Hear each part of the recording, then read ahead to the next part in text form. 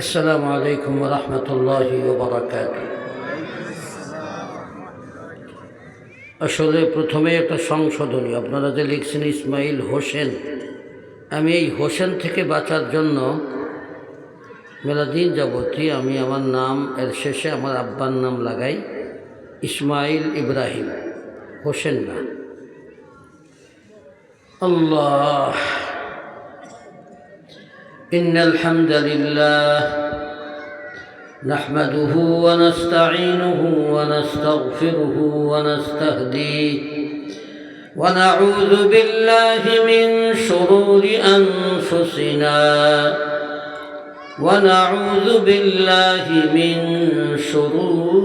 أنفسنا وسيئات أعمالنا. من يهد الله فهو المهتد ومن يضلل فلن تجد له وليا مرشدا. وأشهد أن لا إله إلا الله وحده لا شريك له، وأشهد أن سيدنا وسندنا وحبيبنا وطبيبنا وطبيب قلوبنا ومولانا محمدا عبد الله ورسوله الذي بلغ الرسالة وأدى الأمانة ونصح الأمة وكشف الله به الغمة وجاهد في الله حق جهاده حتى أتاه اليقين. فصلوات الله وسلامه عليه وعلى آله وصحبه وتابعيه ومن تبعهم بإحسان إلى يوم الدين. أما بعد، فإن أصدق الحديث كتاب الله، وخير الهدي هدي محمد صلى الله عليه وسلم، وشر الأمور محدثاتها، وكل محدثة بدعة، وكل بدعة ضلالة، وكل ضلالة في النار.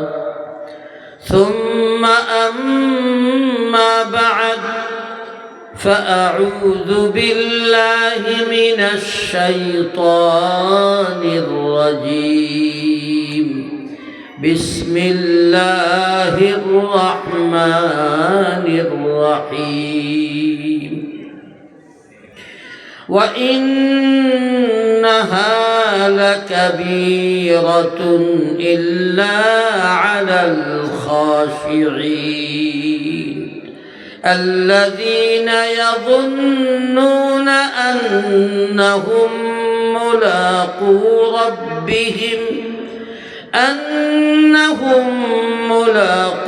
ربهم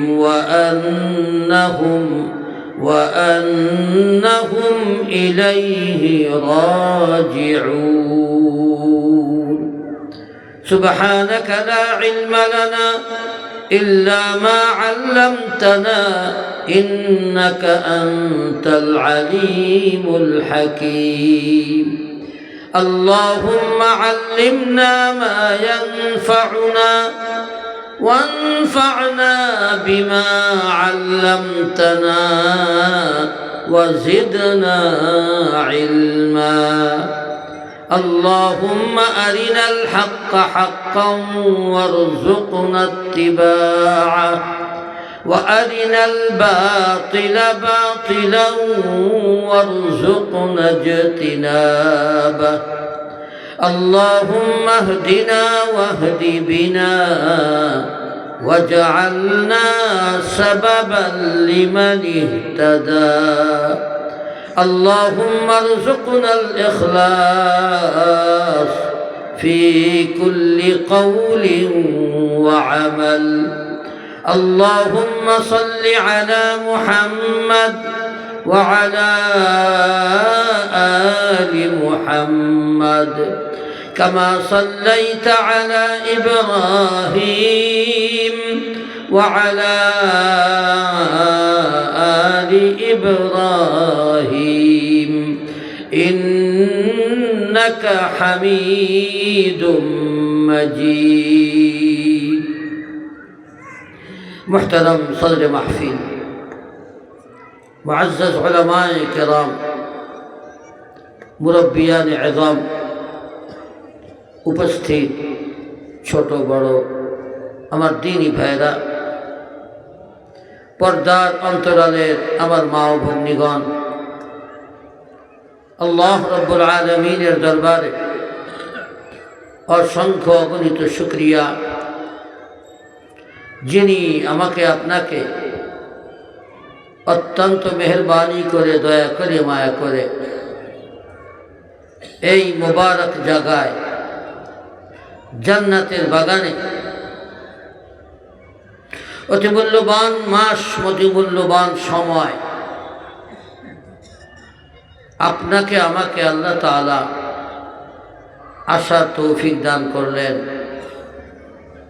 দীর্ঘ সময় বসে কয়েকদিন বসে দ্বীনি কোরআনি আলোচনা শোনার তৌফিক দান করেছেন। আল্লাহ রাব্বুল আলামিনের এই অতি মূল্যবান নিয়ামত সমূহের শুকরিয়া আদায় করতে একবার মুহাব্বতের সাথে কালিমাতুশ শুকর পড়ে নেই, বলি আলহামদুলিল্লাহ।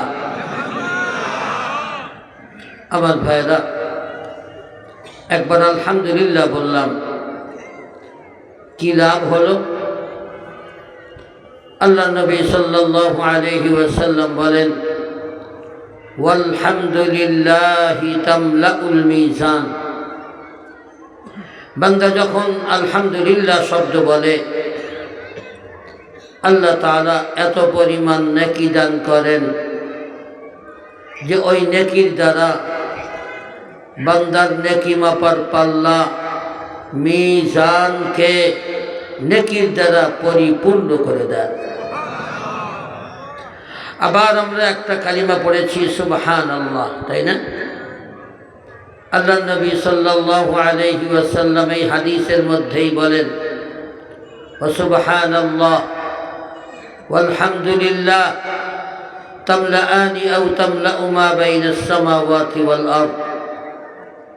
বান্দা যখন সুবহানাল্লাহ এবং আলহামদুলিল্লাহ শব্দ বলে, আল্লাহ নবী সাল্লাল্লাহু আলাইহি ওয়াসাল্লাম বলেন, আল্লাহ এত পরিমাণ নেকি দান করেন, এত পরিমাণ নেকি দান করেন যে ওই নেকির দ্বারা আসমান এবং জমিনের মাঝের সমস্ত খালি জায়গা আল্লাহ নেকির দ্বারা পরিপূর্ণ করে দেন।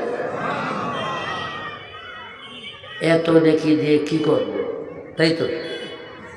হ্যাঁ, আসলে নেকির মূল্য আমাদের কাছে কম। কেন জানেন? কারণ ওই নেকি দিয়ে যে কোনো চাল ডাল মরিচ কিছুই তো কেনা যায় না, এজন্যই নেকির মূল্য বুঝে আসে না। আমার ভাইরা, একটা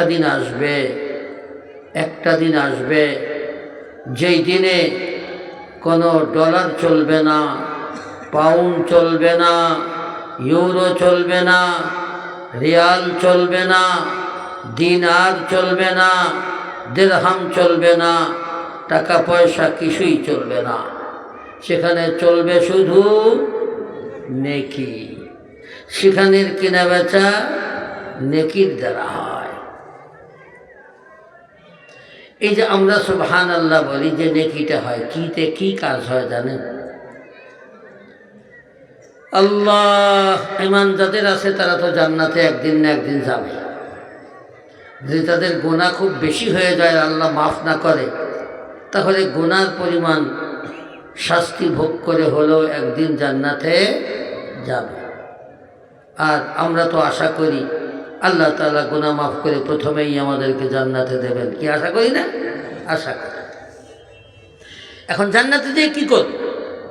জান্নাত তো হলো একেবারে একেবারে খোলা ময়দান, মাঠ, বিল।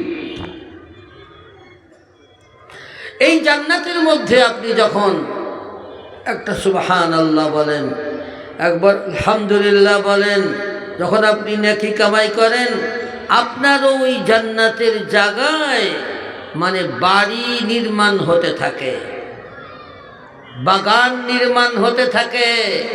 আপনি তো আর খালি জায়গায় গিয়ে কোনো লাভ নাই না।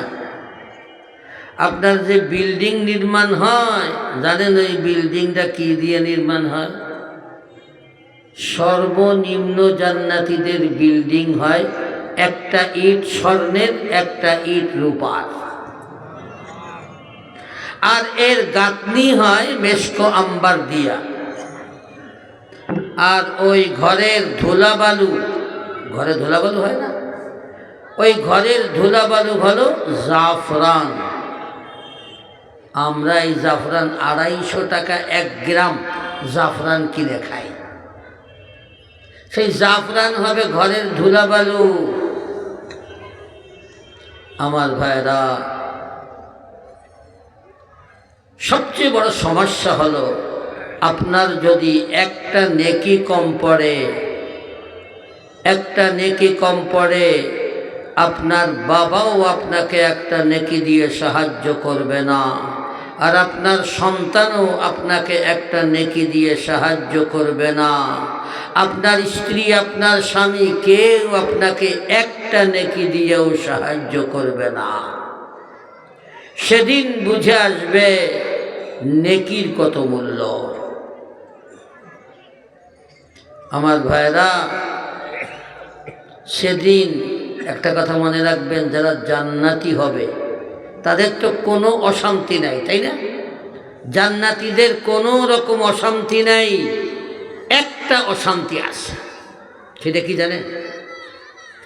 সেই অশান্তিটা হলো তাকে সবসময় কুড়ে কুড়ে খাবে যে হায় রে, আমি যে দুনিয়াতে একবার সুবহানাল্লাহ বললে এত কিছু পাইতাম, আমি দুনিয়াতে ছোট্ট এক মুহূর্তের ভিতরে লক্ষ লক্ষ নেকি কামাই করতে পারতাম, যেই সময়টা আমি নষ্ট করে দিয়েছি, কেন ওই সময়টা আমি কাজে লাগালাম না? এই একটা দুঃখ, আফসোস জান্নাতীদেরও থাকবে। এজন্য আমার ভাইরা, সময় থাকতে আমরা আখিরাতের পাথেও জোগাড় করার চেষ্টা করি। আপনি দুনিয়া যত কিছুই কামাই করেন না কেন, আপনি হাজার হাজার লাখ লাখ কোটি টাকার মালিক, আপনি বিরাট 50-60 তলা বিল্ডিংয়ের মালিক, কোটি কোটি টাকা দিয়ে গাড়ি কিনতেছেন। আচ্ছা বলেন তো, আপনি মারা গেলে আপনাকে কি এই এত লাখ লাখ কোটি কোটি টাকার সম্পদের 1 টাকার সম্পদও কি আপনার সঙ্গে যাবে? তা কি করতেছে? আল্লাহর নবী সাল্লাল্লাহু আলাইহি ওয়াসাল্লাম বলেন, ইয়াতবাউল মাইয়িতা সালাসা, মাইয়িতের সঙ্গে 3টা জিনিস থাকে, আহলুহু ওয়া মালুহু ওয়া আমালুহু। তার সঙ্গে তার পরিবার পরিজন থাকে, তার ধন সম্পদ থাকে, আর তার আমল থাকে। ইয়ারজিউ মিনহু ইসনান, ওই মাইয়িত মুর্দা থেকে 2টা জিনিস ফিরে আসে। আহলুহু ওয়া মালুহু, তার মাল আর ধন সম্পদ আর পরিবার পরিজন তার সাথে যায় না। ওয়া ইয়াবকা মাআহু আমালুহু, একমাত্র তার আমল সাথে যায়। একটু খেয়াল করি, আমার সঙ্গে কেউ যাবে না, সাথীও হবে না, আমার সঙ্গের বাতিও হবে না, কেউ আমাকে কেউ এতটুকু সাহায্য করবে না। অথচ যেই জিনিস আমার সাহায্য করবে, যেই জিনিস আমার সাথী হবে, যেই জিনিস আমার বাতি হবে, যেই জিনিসই আমার আসল সাথী, আমার সঙ্গে যাবে, সেই জিনিসকে সুন্দর করি না। এর চেয়ে নির্বোধ কি মানুষ থাকে?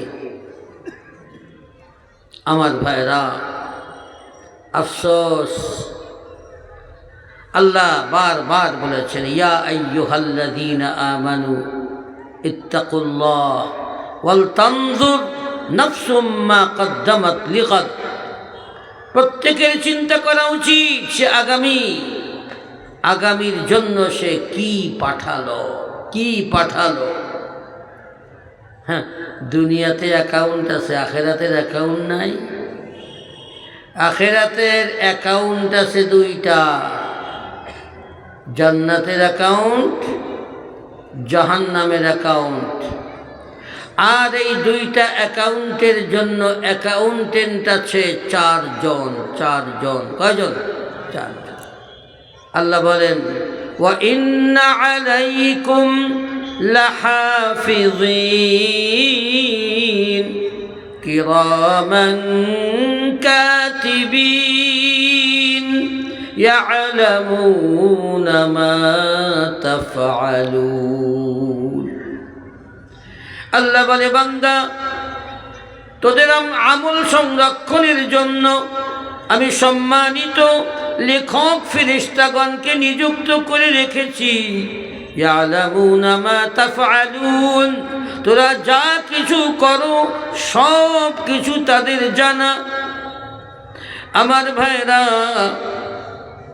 এই আয়াতের তাফসীরে লেখে যে আল্লাহ তাআলা প্রত্যেকের কাছে, প্রত্যেকের জন্য চারজন লেখক ফেরেশতা আল্লাহ নিযুক্ত করে রেখেছেন। দুইজন দিনের বেলা, দুইজন রাতের বেলা। একজন নেকি লেখে আর একজন গুনাহ লেখে। এই অ্যাকাউন্টেন্ট প্রত্যেকের জন্য আছে। একবারও চিন্তা করি না যে আমার জান্নাতের অ্যাকাউন্টে কয়টা টাকা জমা হলো আর জাহান্নামের অ্যাকাউন্টে কয়টা নেকি জমা হলো। একটু ভেবে দেখা দরকার কি দরকার না আমার ভাইরা? হ্যাঁ আমার ভাইরা, অথচ আল্লাহ নেকি কামাই করা কত সহজ করে দিয়েছেন। কত সহজ জানেন? হ্যাঁ, আল্লাহ বলেন, মান জাআ বিল হাসানাতি ফালাহু আশরু আমসালিহা। যে ব্যক্তি একটা নেক কাজ করে, একটা নেকির কাজ করে, আল্লাহ তাআলা তার আমলনামায় মিনিমাম 10 গুণ বৃদ্ধি করে দেন। মিনিমাম। হাদিসের মধ্যে এসেছে ইলা 700 দিফিন, সেখান থেকে 700 গুণ পর্যন্ত। ইলা আদআফিন কাসীরা, 700 থেকে অসংখ্য অগণিত গুণ পর্যন্ত আল্লাহ বৃদ্ধি করে দেন নেকি। কিন্তু গুনার ব্যাপারে আল্লাহ বলেন, ওয়ামান জাআ বিস-সাইয়্যাতি ফালা ইউজজা ইল্লা মিসলাহা।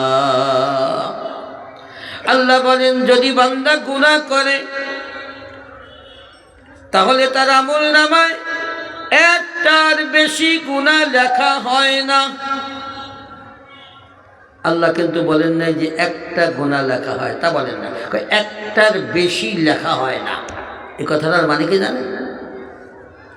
এই কথাটার মানে হলো, বান্দা যখন গুনাহ করে কখনো কখনো তার গুনাহটা লেখাই হয় না, আর যদি লেখা হয় তাহলে একটার বেশি লেখা হয় না। কেন? হাদিসের মধ্যে এসেছে, বান্দা যখন গুনাহ করে গুনাহ লেখার ফেরেশতা নেকি লেখার ফেরেশতাকে জিজ্ঞাসা করে, হুজুর বান্দা তো গুনাহ করে ফেলেছে, গুনাহ লিখবো নাকি? তখন ওই নেকি লেখার ফেরেশতা গুনাহ লেখার ফেরেশতাকে বলে, ও ফেরেশতা, তুমি গুনাহ লিখো না, একটু দেরি করো, দেখি বান্দা তওবা করে নাকি। যদি বান্দা তওবা করে ফেলে তাহলে তার আমল নামায় কোনো গুনাহ লেখা হয় না,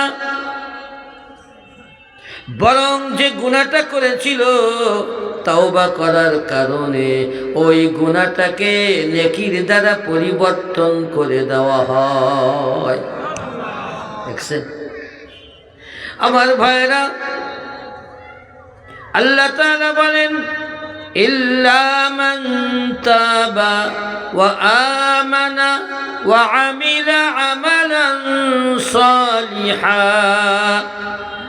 কিন্তু যারা তওবা করে, গুনার কথা আগে বলা হয়েছে, আল্লাহ বলেন কিন্তু যারা তওবা করে নেক আমল করে, ইল্লা মান তাবা ওয়া আমানা ওয়া আমিলা আমালান সালিহা, আল্লাহ বলেন যে তওবা করে নেক আমল করে, ফাউলাইকা ইউবাদদিলুল্লাহু সাইয়্যাতিহিম হাসানাত, আল্লাহ বলেন এই তওবা করার কারণে আল্লাহ তাআলা তার গুনাহগুলিকে নেকির দ্বারা পরিবর্তন করে দেয়। আরে আমার ভাইরা, কিতাবে লিখেছে, হালাকা মান গালাবাত ওয়াহদাতুহু আশারাতিহি, হালাকা মান গালাবাত ওয়াহদাতুহু আশারাতিহি, ওই ব্যক্তি ধ্বংস হয়ে গেল যার ওয়াহদাত আশারাতের চেয়ে বেশি হয়ে গেল। তার মানে হলো যেই গুনাহ করলে একটার বেশি লেখা হয় না, আর নেকি করলে তার 10টা বা তার অধিক লেখা হয়। এরপরেও যার গুনাহ বেশি হয়ে গেল, ওই কিতাবে লেখে ওই ব্যক্তি ধ্বংস হয়ে গেল। ঠিক না? এত বেশি দেওয়ার পরও তারপরেও যদি নেকির চেয়ে গুনাহ বেশি হয়, তার তো আসলে ধ্বংস হওয়াই উচিত। আমার ভাইরা, আমি বলছিলাম প্রত্যেকে আমরা জানি আল্লাহর বিধান মেনে চলা আমাদের উপরে জরুরি, ফরজ। ঠিক না বেঠিক? আমরা জানি কি জানি না? আচ্ছা বলেন তো, কে কে আছেন নামাজ পড়া ফরজ জানেন না? নামাজ পড়া ফরজটা জানেন না এমন কে আছে? কেউ নাই। রমজানের রোজা ফরজ কে কে জানেন না? সবাই জানে। আমার মা বোনদের মধ্যে যারা পর্দা করা ফরজ মুসলমানদের উপরে, কে কে জানেন না? সবাই জানে। ধন সম্পদ হলে যাকাত ফরজ, কে কে জানেন না? আমার ভাইরা, টাকা পয়সা হলে, ক্ষমতা হলে হজ করা ফরজ, কে কে জানেন না? হুজুর এগুলো তো জানি, সুদ ঘুষ খাওয়া যে হারাম তা জানি না। কি সুদ ঘুষ খাওয়া তো হালাল নাকি? হারাম, তাহলে তো জানেন। আমার ভাইয়েরা, অন্যের মাল, ভাই যেমন দেশে আছে না, যারা কৃষক আছে, অন্যের মাল আত্মসাৎ করা, চুরি করা, ডাকাতি করা, এটা তো কোনো গুনার ব্যাপার না। গুনাহ হয়?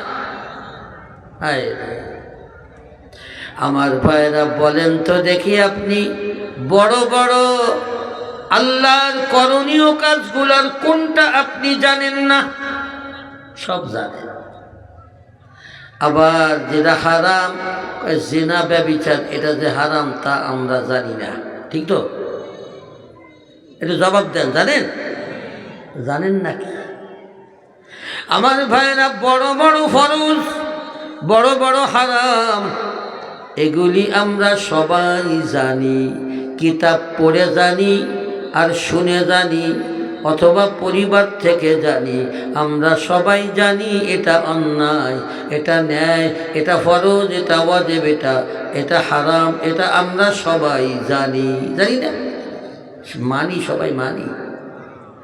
যে সুদ খায় সেও জানে সুদ খাওয়া হারাম, যে ঘুষ খায় সেও জানে ঘুষ খাওয়া হারাম, যে জিনা ব্যভিচার করে সেও জানে যে জিনা ব্যভিচার অন্যায় হারাম। জানে কি জানে না? জানে, তারপরেও করে। যারা ওই একজনেরটা চুরি করে পকেটের থেকে জমি জমা আত্মসাৎ করে, আইল খেলে বা এই জাতীয় কাম যারা করে, ওরা জেনে শুনেই করে, অন্যায় জানে না আর করে, এমন লোক পাওয়া যাবে না, ঠিক না? আমার ভাইরা, এবার বলুন তো দেখি, এইগুলি জানার পরেও যে মানে না, তার কারণ নিশ্চয়ই না জানা না। জানে না সেই জন্য মানে না, বিষয়টা কি এরকম না? জানে, তারপরেও মানে না। আমার ভাইরা, আল্লাহ তাআলা বলেন, ওয়া ইন্নাহা লাকাবীরা, আল্লাহর আদেশ নিষেধগুলি মানা, আল্লাহর বিধানগুলি মেনে চলা জরুরি, আমরা জানি, তারপরেও আমরা মানতে পারি না। আল্লাহ বলেন এটা কঠিন ব্যাপার। আল্লাহ নিজেই বলেন যে আল্লাহর আদেশ নিষেধগুলোকে মানা কঠিন ব্যাপার।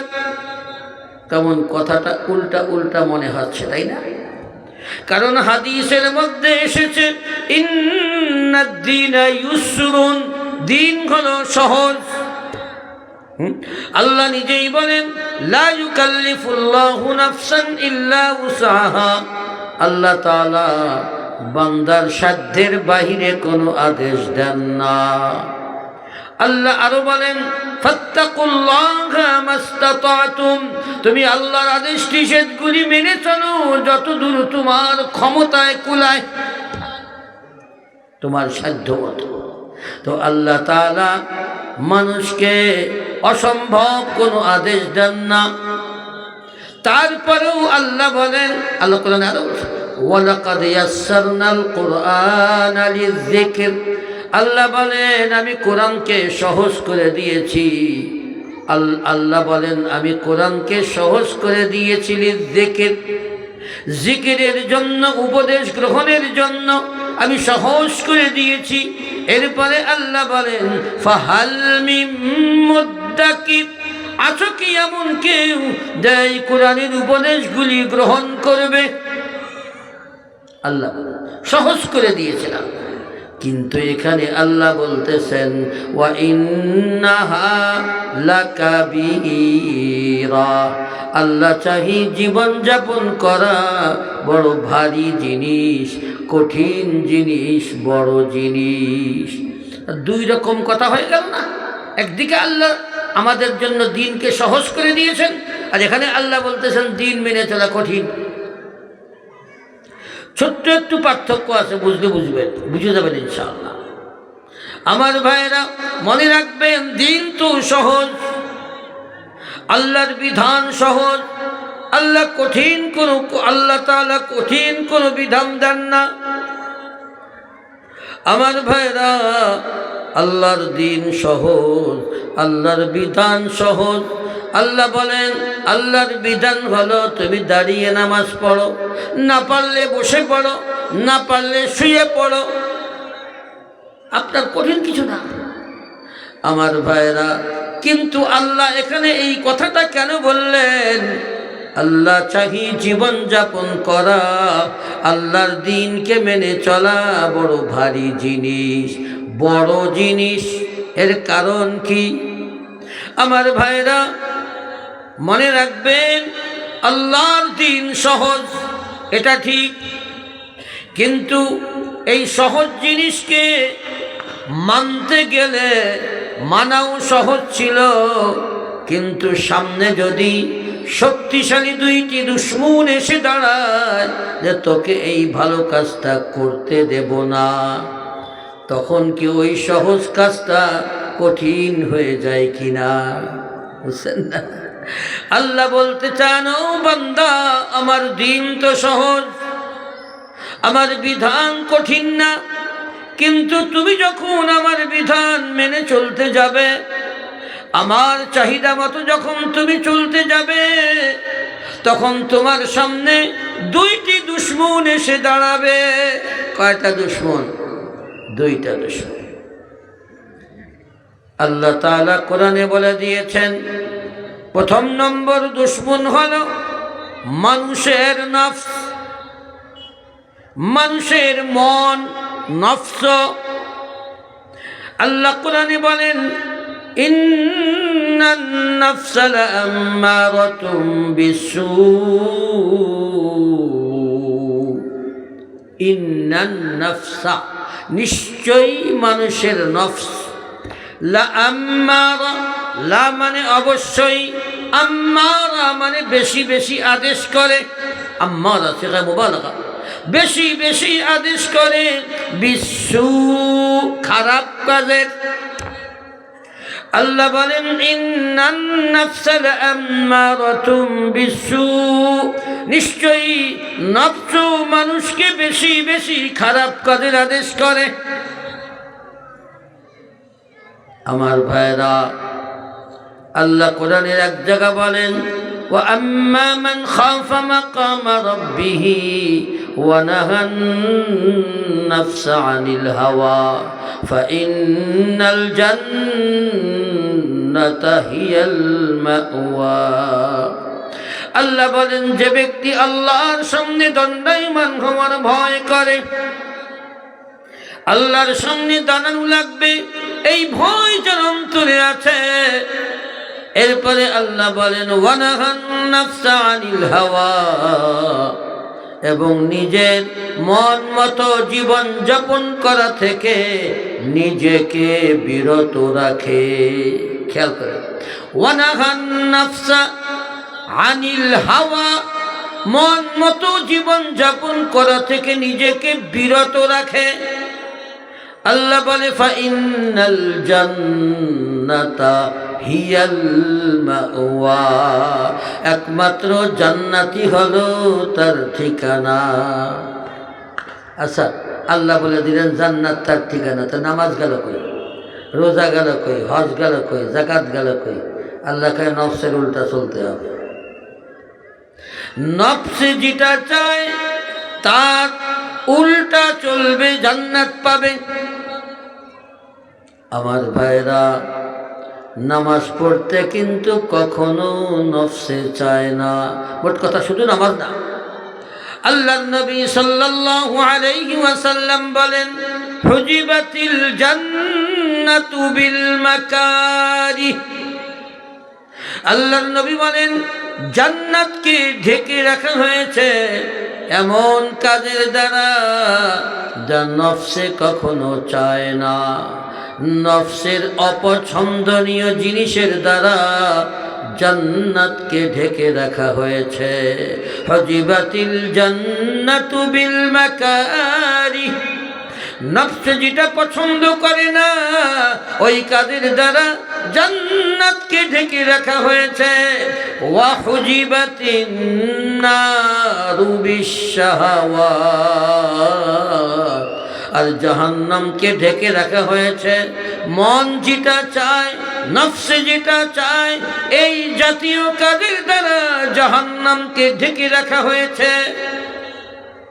আমার ভাইরা, মনে রাখবেন, নফসের উল্টা চলাটাই হলো জান্নাতে যাওয়ার পথ, আর নফসের মন মতো, নফসের চাহিদা মতো চলাটা হলো জাহান্নামের পথ। তো বলছিলাম আমার ভাইরা, এক নম্বর দুশ্মন হলো মানুষের নফস, যে কখনো ভালো কাজ করা চায় না। আল্লাহ চাহি জীবন যাপন করা, নফসে চায় না। নফসের উল্টাই হলো আল্লাহ যেভাবে চলতে বলেন সেভাবে চলাটা নফসের উল্টা হয়। আমার ভাইরা, দুই নম্বর দুশ্মন হলো শয়তান। শয়তান কি দুশমন আমাদের নাকি না? শয়তান দুশমন। আল্লাহ বলেন ইন্নাশ শাইতানা লাকুম আদুউম মুবিন, নিশ্চয়ই শয়তান তোমাদের প্রকাশ্য দুশমন। আমার ভাইরা, কিভাবে দুশমন আমি সেই কথাটা আপনাদের সামনে তুলে ধরছি। কোত্থেকে দুশমন হলো, কেন দুশমন হলো? আমার ভাইরা, আল্লাহ তাআলা আদম আলাইহিস সালাতু ওয়াস সালামের প্রাধান্য প্রমাণ করার পর, প্রমাণ হয়ে যাওয়ার পর, আদম আলাইহিস সালাম প্রাধান্য কিভাবে প্রমাণ হলো?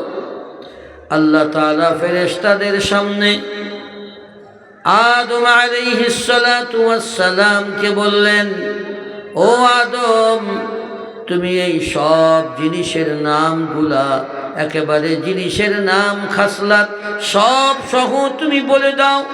দুনিয়াতে আল্লাহ যত কিছু সৃষ্টি করবেন সব কিছুর নাম। وعلم آدم الأسماء كلها ثم عرضهم على الملائكة فقال أنبئوني بأسماء هؤلاء। আল্লাহ বললেন, ও আদম, এই সব জিনিসের নাম তুমি বলো। আগে বলছেন আল্লাহ শিক্ষা দিয়েছে। ثم عرضهم على الملائكة, অথবা আল্লাহ তাআলা ফেরেশতাদের সামনে পেশ করলেন, বললেন, ও ফেরেশতারা, এই সব জিনিসের নাম তোমরা বলো। আদম আলাইহিস সালাম তো বলে দিল, এখন ফেরেশতারা বলতে পারে না। ثم عرضهم على الملائكة فقال أنبئوني بأسماء هؤلاء إن كنتم صادقين। তোমরা যদি তোমার দাবিতে সত্যবাদী হও, তাহলে তোমরা এই সব জিনিসের নাম বলে দাও। এখন ফেরেশতারা বলতেছে কি, আল্লাহ কালু সুবহানাক, আল্লাহ তোমার পবিত্রতা বর্ণনা করি। লা ইলমা লানা ইল্লা মা আল্লামতানা, আল্লাহ আমাদেরকে তুমি যা কিছু শিখিয়েছো তার চেয়ে বেশি আমরা কিছুই জানি না। আমরা কিভাবে বলবো এই সব জিনিসের নাম তো আমরা জানি না। এরপরে আল্লাহ তাআলা বললেন, ও ফেরেশতারা, দেখলে তো আদম তোমাদের চেয়ে বেশি গুণী, সব বেশি জানে, বেশি এলেম বলা। তোমরা সব জিনিসের নামে কিছুই বলতে পারলে না, অথচ আদম সব বলে দিল। এরপরে আল্লাহ তাআলা যখন আদম আলাইহিস সালামের ইলম ফেরেশতাদের চেয়ে বেশি প্রমাণিত হলো, তখন আল্লাহ বললেন, তাহলে এবার তোমরা আদমকে ইজ্জতের বা সম্মানের সিজদা তোমরা দাও। উসজুদু লি আদম, উসজুদু লি আদম, তোমরা সিজদা করো আদমকে। এরপরে দেখা গেল ফাসাজাদু ইল্লা ইবলিস, সকলে সিজদা করল, কিন্তু ইবলিস সিজদা করল না। আসলে তো ফেরেশতারা ছিল নূরের তৈরি, আর ইবলিস ছিল আগুনের তৈরি। ইবলিসের ভিতরে ঢুকে ইবাদত করতে করতে ফেরেশতাদের সমকক্ষ হয়ে গেছিল। এখন এখানে এসে আগুনের মধ্যে সবচেয়ে বড় একটা রোগ হলো আমিত্ব, তাকাব্বুর। আল্লাহ বললেন, উসজুদু লি আদম ফাসাজাদু ইল্লা ইবলিস আবা আন ইয়াকুনা মিনাস সাজিদিন, সে সিজদা করতে অস্বীকার করল। আল্লাহ জিজ্ঞাসা করলেন, মা মানাআকা আন লা তাসজুদা ইয আমারতুক, আমি যখন তোকে সিজদা করতে বললাম, হুকুম করলাম, কেন তুই সিজদা করলি না? তখন তার কি জবাব দিল? একবার সিজদা করলাম না, আমার ভুল হয়ে গেছে, আল্লাহ সিজদা করলাম। তাও না, কয় আল্লাহ আমি আদমকে সিজদা করতে পারি না, কারণ আনা খায়রুম মিন, আমি আদমের চেয়ে ভালো। বুঝছেন, আদমের চেয়ে ভালো। আর ভালো তার দলিল কি? সে কয় খালাকতানি মিন নারিন ওয়া খালাকতাহু মিন তিন। আমি যে আদমের চেয়ে ভালো, তার মানে হলো, তার যুক্তি হলো, তুমি আমাকে আগুন দিয়ে সৃষ্টি করেছ, আর আদমকে সৃষ্টি করেছ তুমি মাটি দিয়া। তাতে কি হয়েছে? তুমি ভালো হইলে কিভাবে? তার মানে সে বুঝাতে চায় আগুন মাটির চেয়ে ভালো, তাই তো? আগুন মাটির চেয়ে ভালো, অথচ সেই যুক্তি কিন্তু সে পেশ করতে পারে নাই। তার মধ্যে আমিত্ব হলো আমি আদমের চেয়ে ভালো, সুতরাং আমি আদমকে সিজদা করব না। কথা বলছেন না? অথচ তার এই যুক্তিটাও মানে ভুল। আপনাদেরকে আমি যেটা বলতে চাই, এখান থেকে শিক্ষা হলো, আপনার বুঝে আসুক আর না আসুক, আল্লাহ যদি কোনো হুকুম দেন, তাহলে আপনার যুক্তি দিয়া আল্লাহর হুকুম অমান্য করার কোনো সুযোগ নাই। আপনি যদি আল্লাহর কোনো আদেশকে, কোনো হুকুমকে যদি যুক্তি দিয়া অমান্য করার চেষ্টা করেন, মনে রাখবেন আপনি কিন্তু ওই ইবলিসের আপন ভাই, সৎ না। আপনি যদি যুক্তি পেশ করেন আল্লাহর হুকুম অমান্য করার জন্য, তাহলে আপনি পুরাপুরি ইবলিসের আপন ভাই। আমার ভাইরা, আল্লাহ তাআলা এই তাকাব্বুরিটাকে একেবারেই পছন্দ করেন না। হাদিসের মধ্যে এসেছে, আল্লাহ নিজে বলেন, আল কিবরিয়া উরিদাই ওয়াল আযামাতু ইজারি ফামান নাযানি শাইআম মিনহুমা আযাবতুহু ওয়ালা উবালি। আল্লাহ বলেন, এই আমিত্ব আর বড়ত্ব আমার চাদর, আমার পোশাক, এটাকে নিয়ে যে আমার সঙ্গে টানাটানি করবে, ফামান নাযানি শাইআম মিনহুমা, আমার এই তাকাব্বুরি আর বড়ত্ব অহংকার, এটা আমার চাদর, আমার পোশাক, এটাকে যদি কেউ আমার সঙ্গে টানাটানি করে, আল্লাহ বলেন আমি তাকে শাস্তি দেব, এ ব্যাপারে আমার কোনো পরোয়া নাই। এই তাকাব্বুরি, আমিত্ব, বড়ত্ব একমাত্র আল্লাহর জন্যই মানায়। আচ্ছা বলেন তো, একজন এই আমিত্ব মুতাকাব্বির, একেবারে মুতাকাব্বির, এটা কি গালি না? অথচ এই মুতাকাব্বির শব্দটা কিন্তু আল্লাহর সিফাতি নাম। আচ্ছা, আল মুতাকাব্বিরুল জব্বারুল কাহ্হারুল ওয়াহ্হাব, আল মুতাকাব্বির আল্লাহর একটা নাম। কারণ আল্লাহর জন্যই একমাত্র মানায় তাকাব্বুরি, বড়ত্ব, অহংকার আল্লাহর জন্য মানায়, কারণ আল্লাহর চেয়ে আর বড় কেউ নাই। কিন্তু অন্য কোনো মখলুকের জন্য, চাই মানুষ হোক আর জিন হোক, কারোর জন্য তাকাব্বুরি, এইটা অহংকার, এটা কবিরা গুনাহ, কবিরার চেয়ে বড় না, কারণ সে আল্লাহর সঙ্গে করতেছে। আমার ভাইয়েরা, এজন্য মানে ইবলিস বলল আমি আদমের চেয়ে ভালো, এই সিফাতটাই তাকে ধ্বংস করে দিল।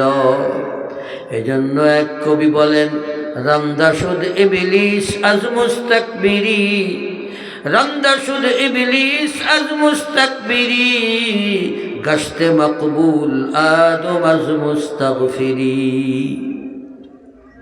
এই তাকাব্বুরির কারণে শয়তান আল্লাহর রহমত থেকে বিতাড়িত হলো।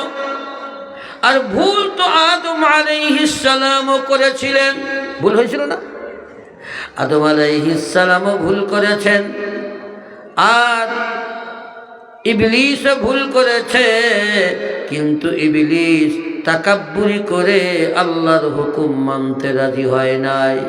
আর আদম আলাইহিস সালাম ওই ভুলটার কারণে আদম আলাইহিস সালাম প্রায় 300 বছর কেঁদেছেন। তো সুতরাং ভুল হয়ে যাওয়া করা অসম্ভব কিছু না, কিন্তু আল্লাহ চান বান্দা তুই আমার কাছে মাফ চা। কি বলবো, বান্দা যতই ভুল করুক না কেন, যদি আল্লাহর কাছে মাফ চায়, আল্লাহ তাআলা গুনাহ মাফ করে দেওয়ার ওয়াদা করেছেন।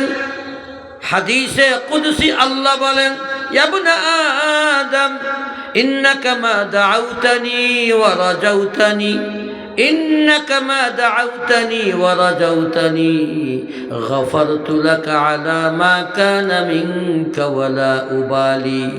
ও আদম সন্তান, তোর গুনাহ তুই যতক্ষণ পর্যন্ত আমাকে ডাকতে থাকিস, আমার রহমতের আশা করতে থাকিস, ইন্নাকা মা দাউতানি ওয়া রাজাউতানি, আল্লাহ বলেন গফারতু লাকা ওয়া লা উবালি, তোর গুনাহ যতই হোক না কেন আমি তোর গুনাহ মাফ করে দেব।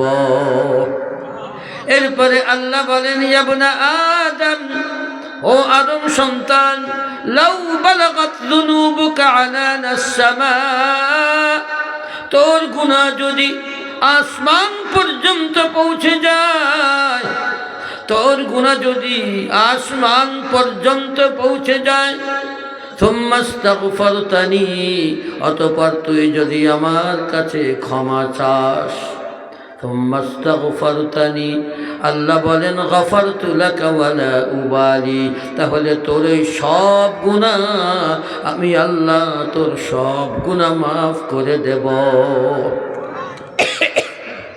কিতাবে লেখে, বান্দা তুই তওবা করতে করতে তুই বিরক্ত হয়ে যেতে পারিস, কিন্তু আল্লাহ তোকে মাফ করতে করতে আল্লাহ কখনো বিরক্ত হন না।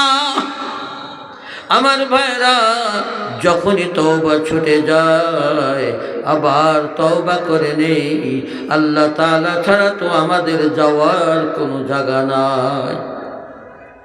আল্লাহ তাআলা বলেন, তোর গুনাহ যদি আসমান পর্যন্ত ঠেকে যায়, পৌঁছে যায়, সুম্মা ইস্তাগফারতানি, অতঃপর তুই যদি আমার কাছে ক্ষমা চাস, আমি আল্লাহ তোর সব গুনাহগুলি মাফ করে দেব, আমার কোনো পরোয়া নাই। এর পরের শব্দটা আরো সুন্দর। আল্লাহ বলেন, ইয়া ইবনা আদম, ও আদম সন্তান, ইন্নাকা লাউ আতাইতানি বিকুরাবিল আরদি খাতায়া, ও আদম সন্তান, তুই যদি আমার কাছে আসিস এত পরিমাণ গুনাহ নিয়া, যে ওই গুনার দ্বারা সারা পৃথিবী প্রায় পরিপূর্ণ হয়ে গেছে, বিকুরাবিল আরদি খাতায়া, এত পরিমাণ গুনাহ তোর, যে গুনার দ্বারা সারা পৃথিবী দুনিয়া প্রায় ভরে গেছে, এত গুনাহ নিয়ে তুই যদি আমার কাছে আসিস, এরপরে আল্লাহ বলেন, সুম্মা লাকিতানি লা তুশরিকু বি শাইআ, অতঃপর তুই যদি আমার সঙ্গে সাক্ষাৎ করিস এমন অবস্থায় যে তোর এই সারা দুনিয়া ভরা পরিপূর্ণ গুনার মধ্যে শিরকের গুনাহ ছিল না, শিরকের গুনাহ ছিল না। সুম্মা লাকিতানি লা তুশরিকু বি শাইআ, আল্লাহ বলেন, লা আতাইতুকা বিকুরাবিহা মাগফিরাতান, ও বান্দা যদি শিরকের গুনাহ না থাকে, তাহলে তুই যত গুনাহ নিয়ে আসবি অত পরিমাণ ক্ষমা নিয়ে আমি আল্লাহ তোর কাছে আসব।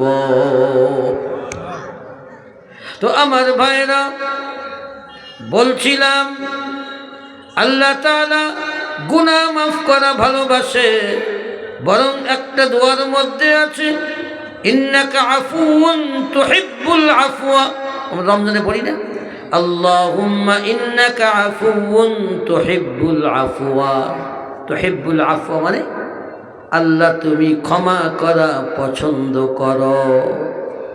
আল্লাহ ক্ষমা করা পছন্দ করে, আর একটা ক্ষমা করার জন্য তো চাইতে হবে মাপ। তার মানে আল্লাহ চানি এটা যে বান্দা আমার কাছে ক্ষমা চা, গুনাহ তো হবে। আমি অন্য আলোচনায় গেলে তো সময় বেশি হবে। একটা হাদিস আছে না, আত্তাইবু মিনাজ যামবি কামাল্লা যামবালা, যে গুনাহ থেকে তওবাকারী এমন যে তার কেমন যেন কোনো গুনাহ নাই। দেখেন হাদিসে কিন্তু এটা বলে নাই যদি তোমার গুনাহ হয়ে যায়, তা বলে নাই। কেন জানেন? তার কারণ হলো আল্লাহ বান্দা তো বানাইছেই এমনভাবে যে সে গুনাহ করবেই। এমন কোনো বান্দা নাই যে সে বলবে আমার কোনো গুনাহ নাই, কেউ বলতে পারবে না। শুধু আল্লাহ তাআলা নবীদেরকে গুনাহ থেকে মাসুম রেখেছেন আল্লাহ নিজ মেহেরবানিতে। তা না হলে এমন কোনো মানুষ নাই যে বলবে আমার কোনো গুনাহ নাই। কোনো সময় পীর সাহেবরা কয় অমুক পীর সাহেব এমন যেটা মুস্তাহাবের খেলাফ করে না, বলে এই কাজা করে কথা বলবেন না, কারণ আল্লাহর নবী বলতেছেন সবারই গুনাহ আছে। আত্তাইবু মিনাজ যাম, গুনাহ নাই তো বলতে পারবেন না। গুনাহ যদি নাই থাকবে সকাল সন্ধ্যা তওবা করতে কয়টা? হ্যাঁ, গুনাহ যদি নাই থাকবে নামাজের শেষে তো ওরা তওবা আল্লাহুম্মা ইন্নী যালামতু নাফসি যুলমান কাসীরা, তওবা না? তওবা। কারণ আপনি যদি আল্লাহ ধরেন তাহলে কিন্তু কোনো উপায় নাই। তো আল্লাহর কাছে যত বেশি পারা যায় মাফ চাইতে হবে। বরং হাদিসের মধ্যে এসেছে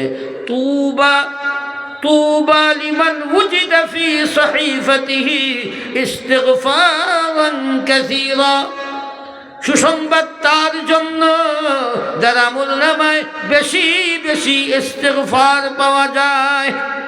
বুঝছেন না? হ্যাঁ, ইস্তিগফার আল্লাহ পছন্দ করে। এমনকি যে কোনো দোয়ার আগে, যেমন দোয়া করার কিন্তু অনেকে আমরা জানি না, দোয়া করার কিন্তু কিছু তরিকা আছে, পদ্ধতি আছে। প্রথমেই ইস্তিগফার পড়বে, ইস্তিগফার পড়ে দোয়া করবে, ইস্তিগফার পড়বে, তারপরে আল্লাহর প্রশংসা, আল্লাহুম্মা লাকাল হামদ, এরপরে দুরূদ শরীফ, তারপরে দোয়া। দোয়া কিন্তু সর্বপ্রথম আল্লাহর প্রশংসা, তার প্রশংসার আগেই হলো আমি তওবা করে দিচ্ছেন না। এটা হলো দোয়ার সহি পদ্ধতি। আমার ভাইরা, তো বলছিলাম আল্লাহ তাআলা পছন্দ করেন, আল্লাহর কাছে মাফ চাওয়া আল্লাহ পছন্দ করেন। ওই শয়তান ভুল করেছে, আর আদম আলা নবিয়িনা ওয়া আলাইহিস সালাতু ওয়াস সালাম ভুল করেছেন। কিন্তু আদম আলাইহিস সালাম মাফ চাওয়ার কারণে, ক্ষমা চাওয়ার কারণে আল্লাহর কাছে প্রিয় হয়ে গেলেন। আর ওই শয়তান ভুল করার পরে সে ক্ষমা তো চাইল না, বরং তাকাব্বুরি করার কারণে সে আল্লাহর রহমত থেকে বিতাড়িত হয়ে গেল। আমার ভাইরা, তাই বলতেছিলাম আল্লাহ তাআলা বলে দিলেন উখরুজ মিনহা ফাইন্নাকা রাজিম, ও শয়তান তুই এখান থেকে বের হয়ে যা, আমার রহমত থেকে দূর হয়ে যা। আল্লাহ তাআলা শয়তানকে তাকাব্বুরি করার কারণে আল্লাহর রহমত থেকে বিতাড়িত করে দিলেন। আমি আসলে যে জন্য সব ঘটনাটা আনতেছি একটু পরে আসতেছি। আমার ভাইরা, এবার শয়তান মাফ চাবে তো দূরের কথা, কয় কি জানেন? কয় আল্লাহ আনজিরনি ইলা ইয়াউমি ইউবআসুন, আল্লাহ তুমি আমাকে যখন তোমার রহমত থেকে তাড়িয়ে দিলে, তাহলে আমার হায়াতটাকে তুমি কিয়ামত পর্যন্ত বাড়াইয়া দাও। তো তওবা করে না, কয় আমার হায়াত বাড়ায় দাও কিয়ামত পর্যন্ত। ক্বালা আনজিরনি ইলা ইয়াউমি ইউবআসুন। আরও একটা দোয়া সে করেছিল যে আল্লাহ আমাকে বনি আদমের শিরা উপশিরায় চলার ক্ষমতা দাও। আমার ভাইরা, এজন্য হাদিসের মধ্যে আছে ইন্না শাইতানা ইয়াজরি মিন ইবনি আদম মাজরাদ দাম, শয়তান বনি আদমের শিরা উপশিরায় চলতে পারে। শয়তান এবার বলল আল্লাহ ফাবিমা আগওয়াইতানি, যেই আদমের কারণে তুমি আমাকে গোমরাহ করে দিলে, যেই আদমের কারণে আমাকে তুমি তোমার রহমত থেকে তাড়িয়ে দিলে, কায়ফা বিমা আগওয়াইতানি, যে আদমের কারণে আমি তোমার রহমত থেকে দূরে সরে গেলাম। আল্লাহ ওই আদমকে গুমরা করার জন্য, ওই আদমকে পথ ভ্রষ্ট করার জন্য তোমার সিরাতে মুস্তাকিমের উপরে আমি মজবুত হয়ে বসে যাব। লাআকউদান্না লাহুম সিরাতাকাল মুস্তাকিম, আল্লাহ তাদেরকে গোমরা করার জন্য তোমার সিরাতে মুস্তাকিমের উপরে আমি বসে যাব। তারপর কি করব? সুম্মা লাআতিয়ান্নাহুম মিন বাইনি আইদিহিম, এরপরে বলে আমি ওই আদমের ভিতরে ঢুকবো। লাআতিয়ান্নাহুম, আমি তাদের ভিতরে ঢুকব। মিন বাইনি আইদিহিম, তাদের সামনে দিয়া, ওয়া মিন খালফিহিম, তাদের পিছন দিক থেকে, ওয়া আন আইমানিহিম, ডান দিক থেকে, ওয়া আন শামাইলিহিম, তাদের বাম দিক থেকে, তাদের ভিতরে আমি ঢুকব। এরপরে শয়তান কয় ওয়ালা তাজিদু আকসারহুম শাকিরিন, আল্লাহ ওই আদম সন্তানদের মধ্য থেকে অধিকাংশকেই তুমি শুকরগুজার বান্দা পাবে না। বুঝছো না? এই হলো তার চ্যালেঞ্জ, আর সে তার দুশ্মনী শুরু করল। আগে ছিল নফস দুশ্মন, এখন আর এক দুশ্মন হলো শয়তান। আমার ভাইরা, নফস দুশ্মন আর শয়তান দুশ্মনের দুশ্মনির কারণে মানুষ আল্লাহর কাজগুলা করতে গিয়েও তাদের কাছে কঠিন হয়ে দাঁড়ায়। কথা বুঝছেন না? কিন্তু আশ্চর্য বিষয় কি জানেন? এই শয়তানরে কিন্তু আপনি জাহান্নামে গেলেও তাহলে দোষী সাব্যস্ত করতে যখন যাবেন তখন শয়তান আবার ওখানেও দলিল পেশ করবে।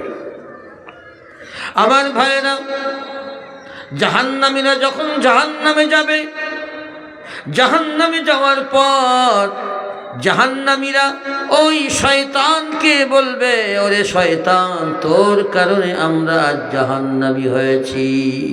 সবাই কিন্তু জাহান্নামের আগুনে পুড়তেছে। তখন শয়তানকে যখন ওই বাকি জাহান্নামীরা শয়তানকে গালাগালি করবে, তোর কারণে আমরা জাহান্নামে এসেছি। হ্যাঁ, কারণ শয়তান দেখবে তো আমিও জাহান্নামে, ওরাও জাহান্নামে, শাস্তি কই দুইজন খাচ্ছি, তা আমাদের আবার ওরা গালাগালি করে, তো আবার ডবল ডবল শাস্তি না। এবার এই শয়তান জাহান্নামীদেরকে লক্ষ্য করে একটা ভাষণ দেবে। আল্লাহ ভাষণটাকে 13 নম্বর পারা 17 নম্বর পৃষ্ঠায় আল্লাহ ভাষণটাকে নিয়ে এসেছেন। আল্লাহ বলেন, ওই জাহান্নামের মধ্যে শয়তান ভাষণ দেবে। ওয়াকালা শাইতান,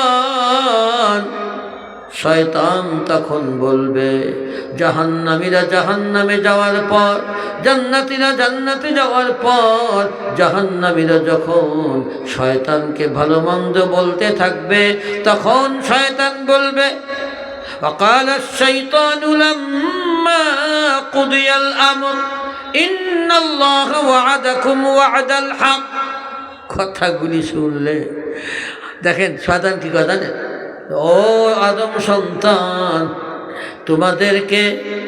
তোমাদের সঙ্গে আল্লাহ যে ওয়াদা করেছিলেন, তোমাদের সঙ্গে আল্লাহ যে ওয়াদা করেছিলেন, আল্লাহর ওয়াদা সত্য। বুঝছেন? আল্লাহ তোমাদের সঙ্গে যে ওয়াদা করেছিলেন, আল্লাহর ওয়াদা সত্য। এরপরে বলে ওয়া ওয়া'আদতুকুম ফাআখলাফতুকুম, আর আমি যে তোমাদের সঙ্গে ওয়াদা করেছিলাম, আমার ওয়াদা আমি ভঙ্গ করলাম। কি কয়? নিজেই কয় যে আল্লাহ তোমাদের সাথে যে ওয়াদা করেছিলেন সে ওয়াদা সত্য, আর আমি যে তোমাদের সঙ্গে যে ওয়াদা করেছিলাম আমার ওয়াদা আমি ভঙ্গ করলাম। আপনি এখন কোন ওয়াদা কিভাবে বলতেছে এমনি তো ওয়াসওয়াসা দেওয়ার সময় তো শয়তান বিভিন্ন যুক্তি তার মধ্যে খাড়া করেই, তাই না? আর যদি বলেন ওই আদম আলাইহিস সালামের সময় যেটা ঘটছিল, আল্লাহ বললেন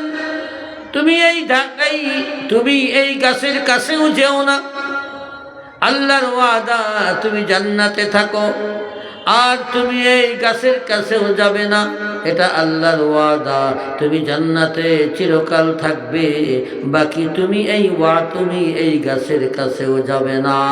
এটা ছিল আল্লাহর ওয়াদা।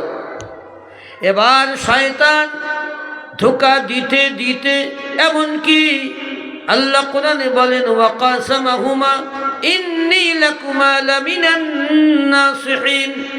এই শয়তান আদম এবং হাওয়া আলাইহিমাস সালাতু ওয়াস সালামকে কসম খেয়ে বলে ওয়াকাসামাহুমা কয় আমি তোমাদের সঙ্গে কসম করে বলতেছি, আমি তোমাদের হিতাকাঙ্ক্ষী, খায়ের খা, বুঝলেন? وقاسمهما إني لكما لمن الناصحين فدلاهما بغرور তাদের দুইজনকে ওই গাছের দিকে দেখালো যে তোমরা যদি, আমি কসম করে বললাম, তোমরা যদি এই জান্নাতে চিরকাল থাকতে চাও তাহলে ওই গাছের তা খাও। কসম করে করো, তোমাদেরকে আল্লাহ এখানে থাকতে দেবে না বলে ওটা খাইতে মানা করছে।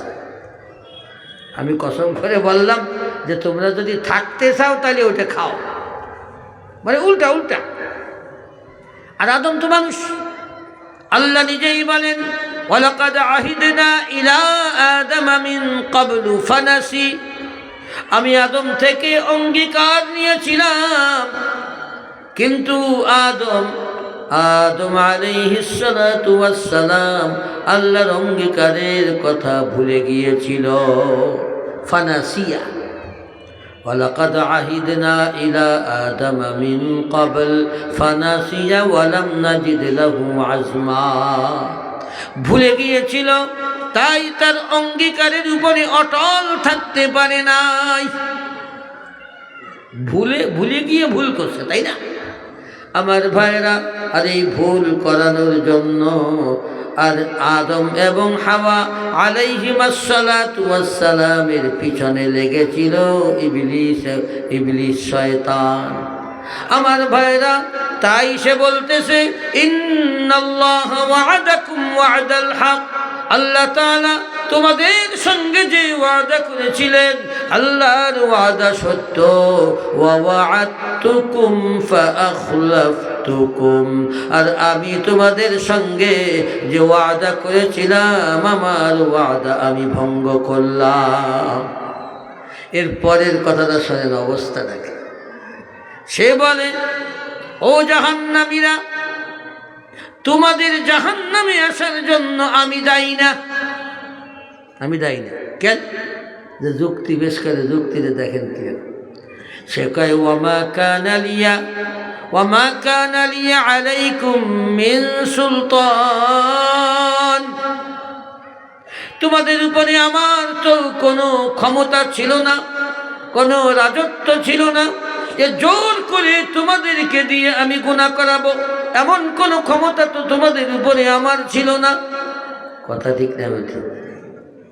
তাই বলে কেমন কোনো জোর আছে যে আমাকে গলায় গামছা দিয়ে নিয়ে যাবে, আমি করতে চাই না তারপরে আমাকে দিয়ে অন্যায় করাবে, এরকম কোনো কিছু ছিল না।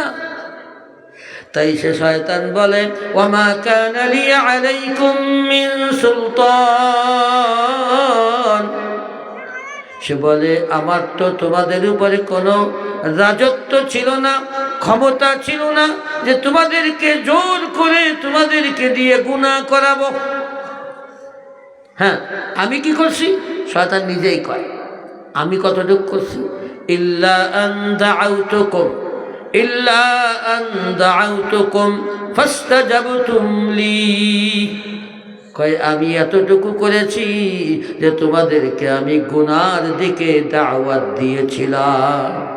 দাওয়াত দাও তোমার কাজ, আমি তো করেতেই আল্লাহরে কয়ে আইছি যে আমি তোমার আদম সন্তানদের এমনভাবে গোমরাহ করার চেষ্টা করবো যে তো তারা জাহান্নামী হবে, তুমি অধিকাংশকে এই সকল গুজার পান্তা পাবে না। তার মানে আমি তো আগে তোমাদেরকে গোমরাহ করবো তা তোমরা জানো, বুঝলেন?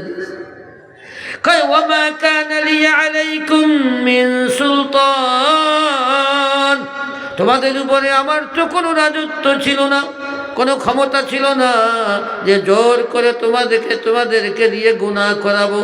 ইল্লা আন দাউতুকুম, হ্যাঁ তবে এতটুকু আমি করেছি যে তোমাদেরকে গুনাহ থেকে আমি দাওয়াত দিয়েছিলাম। এর পরের কথাটা আরো সুন্দর, কাই ইল্লা আন দাউতুকুম ফাস্তাজাবতুম লি। এখানে শয়তান এটা বলে নাই ইল্লা আন দাউতুকুম সুম্মাস্তাজাবতুম লি। সুম্মাস্তাজাবতুম আর ফাস্তাজাবতুম, এই কথার পার্থক্য হলো শয়তান বলল যে আমি তোমাদেরকে দাওয়াত দিয়েছি, এরপরে যদি আল্লাহ বলতেন সুম্মাস্তাজাবতুম, তারপর অতঃপর তোমরা আমার দাওয়াতকে কবুল করেছিলে, এই কবুল করাটা আর দাওয়াত দেওয়ার মধ্যে দেরি হতে পারে হয়েছে। কিন্তু ফা ব্যবহার করার মানে হলো যে আমার দাওয়াতের পরে তোমরা একটুও দেরি করো নাই, দেরি না করেই তোমরা আমার দাওয়াত কবুল করেছিলে, এটাকে বলা হয় ফা তাকিবিয়া। এখানে বলা হয়েছে ফাস্তাজাবতুম লি, সে বলে আমি তোমাদেরকে দাওয়াত দিয়েছিলাম আর তোমরা একটুও দেরি না করে তোমরা আমার এই অন্যায় আর গুনার দাওয়াত কবুল করেছিলে। তো দেখতেই পারেন না, খালি যদি একবার ঘুরে আসবেন যে এখানে 2-3জন নর্তকী আসবে, কিসির আপনাকে এই মাঠ 10টা মাঠ দিয়েও আপনি পারবেন না, ঠিক না? কিন্তু আল্লাহর দাওয়াত, কোরআনের দাওয়াত বা দ্বীনের দাওয়াত কবুল করে কত ধীরে ধীরে জানেন? আল্লাহ কোরআনে বলেন নূহ আলাইহিস সালাম 950 বছর দাওয়াত দিয়েছেন। কতদিন? 950 বছর। আর দাওয়াতটা কেমন ভাবে দিছে? আল্লাহ নূহ আলাইহিস সালাম বলেন ইন্নী قال رب إني دعوت قومي ليلا ونهارا। নূহ আলাইহিস সালাম বলেন আল্লাহ দাউতু কওমি লাইলান ওয়া নাহারা, আমার কওমের লোকদেরকে, আমার গোত্রের লোকদেরকে আমি রাত দিন দাওয়াত দিয়েছি। দাউতু কওমি লাইলান ওয়া নাহারা, লাইলান মানে রাত, নাহারা মানে দিন, দিন রাত আমি দাওয়াত দিয়েছি। এরপরে নূহ আলাইহিস সালাম বলেন ফালাম ইয়াজিদহুম দুআই ইল্লা ফিরারা, আমি যখনই তাদেরকে দাওয়াত দেই আমার দাওয়াতে তারা আরো বেশি বেশি করে ভাগে পলায়ন করে। ওয়া ইন্নী কুল্লামা দাআউতুহুম লিতাগফিরা লাহুম, আমি তাদেরকে যখনই দাওয়াত দেই যে তুমি তাদেরকে ক্ষমা করে দেবে, ওয়া ইন্নী কুল্লামা দাআউতুহুম লিতাগফিরা লাহুম, যখন তোমার ক্ষমার দিকে আমি তাদেরকে দাওয়াত দেই, তারা কি করে? জাআলু আসাবিআহুম ফি আযানিহিম, তাদের আঙ্গুল দিয়ে তাদের কানটাকে তারা বন্ধ করে দেয়। ওয়াস্তাগশাউ সিয়াবাহুম, আর কাপড় দিয়ে তাদের নিজেদেরকে ঢেকে দেয়। আমার ভাইরা কি পাজির ফাজি বলছেন, তাতে না দেখা না যায়। এভাবে করে নূহ আলাইহিস সালাম 950 বছর দাওয়াত দিলেন, কিন্তু এত দাওয়াত দেওয়ার পর সর্বোচ্চ সংখ্যা হলো 80 জন। 80 জন আমার ভাইরা। কিন্তু শয়তানের দাওয়াত মানুষের কানে যেতে দেরি, কবুল করতে দেরি হয় না, ঠিক না? এজন্য বলেন ইল্লা আন দাউতুকুম ফাস্তাজাবতুম লি ফালা তালুমুনি ওয়ালুমু আনফুসাকুম।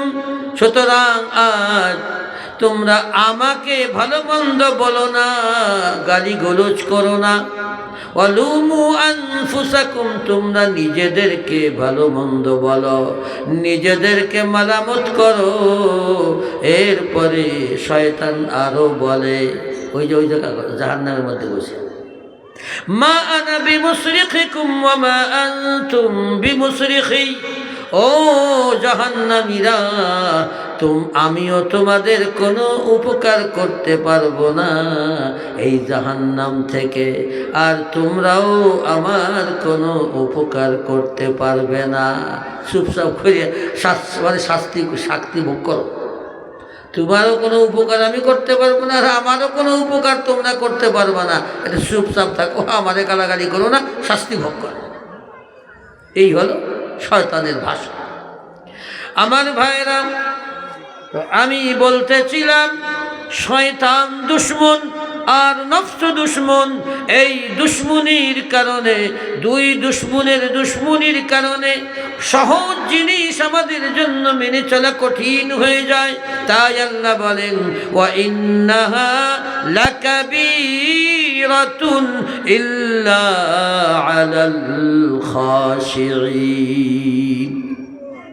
আল্লাহ তাআলা বলেন, হ্যাঁ কঠিন, নফসের দুশ্মনী, শয়তানের দুশ্মনী, এত দুশ্মনীতে কঠিন তো বটেই, তবে একটা পথ আমার কাছে আছে, সেই পথটা যদি তোমরা গ্রহণ করো তাহলে তোমাদের জন্য আর কোনো কঠিন থাকবে না। আল্লাহ নিজে বলেন, কঠিন থাকবে না, সহজ হয়ে যাবে। তাই বলেন আল্লাহ, ইল্লা আলাল খাশিঈন। আল্লাহ বলে, ও বান্দা,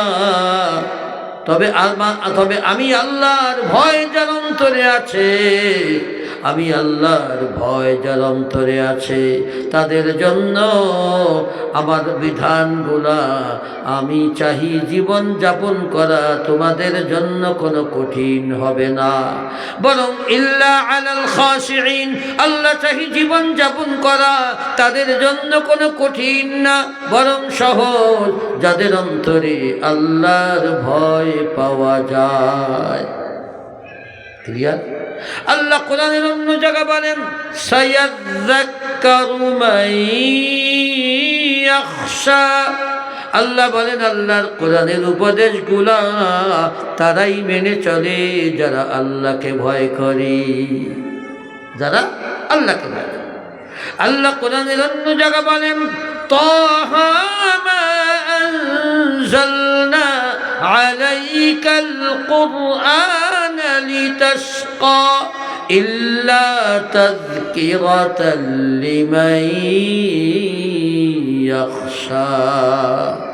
আল্লাহ বলেন, হে নবী, আমি এই কোরআন আপনার উপরে এজন্য নাজিল করি নাই যে আপনার কষ্টের কারণ হবে, আপনার দুর্ভাগ্যের কারণ হবে, এজন্য আমি কোরআন নাজিল করি নাই। এরপরে আল্লাহ বলেন, ইল্লা তাযকিরাতাল লিমান ইয়াখশা, আমি তাদের জন্য উপদেশ হিসেবে কোরআন নাজিল করেছি যারা আল্লাহকে ভয় করে। আর শুধু এতটুকু আরো আছে। আল্লাহ বলেন, ফাযাক্কির বিল কুরআনি মান ইয়াখাফু ওয়াঈদ।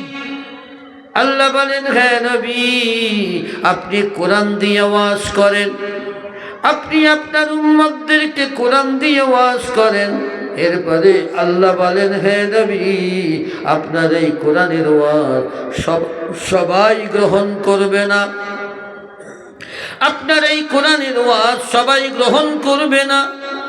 এজন্য আল্লাহ বলেন, ফাযাক্কির বিল কুরআনি মান ইয়াখাফু ওয়াঈদ।